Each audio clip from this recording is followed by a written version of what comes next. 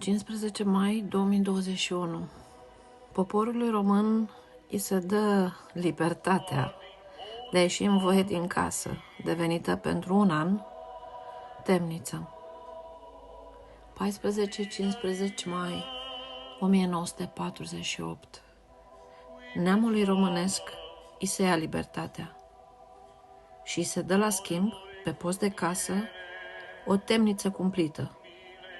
Nu pentru un an, ci pentru 10 de ani. Casă ce le va deveni multora mormânt. Ce este adevărata libertate, omule? Tu, ființă creată din dragoste și pentru libertate și dragoste, știi răspunsul la această adâncă și totodată simplă întrebare?